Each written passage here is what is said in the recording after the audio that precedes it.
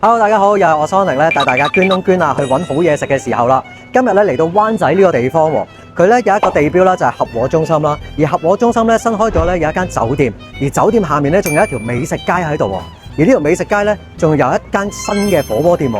呢間火鍋店咧好特別啦，因為咧香港地咧通常都係廣東火鍋，又或者係重慶、四川嘅麻辣火鍋啦。佢係一間咧潮州滷水嘅火鍋喎，香港真係未聽過。不如我哋今日就去試下 ，Go！ 哇！咁多好嘢食，梗係要揾翻兩個朋友一齊嚟食啦！我呢邊咧有個靚仔喎，介紹下自己。我叫魚仔啊。我呢邊仲有個靚女。我叫 Crystal。哇！啲蠔真係手掌咁大隻，好大隻喎。佢呢個好肥美啊，好甜。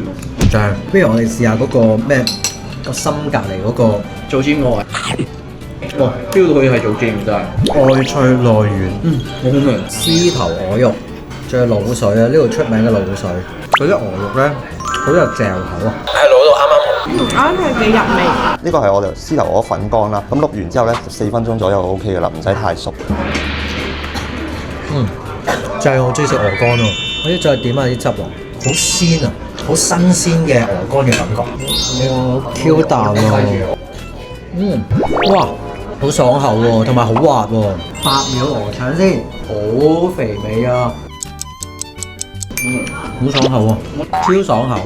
五花子嘅，我中意紅紅地喎。呢個五花子係有少少，都係有嚼口嘅。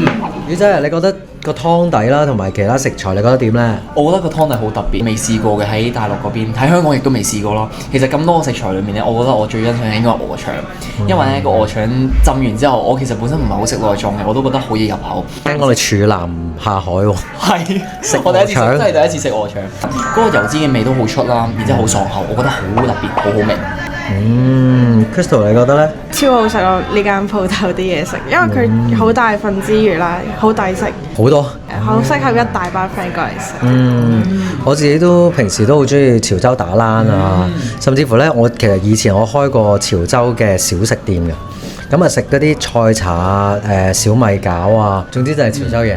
咁所以潮州其實都係一個好多美食嘅地方。所以呢個湯底咧，我都覺得係好特別啦，同埋滷水湯底啦，係啊，所以會再過嚟啊。即係如果大家你哋喺香港都試過咧好特別嘅湯底咧，都可以喺留言區話俾我哋聽喎，我哋都過去試下。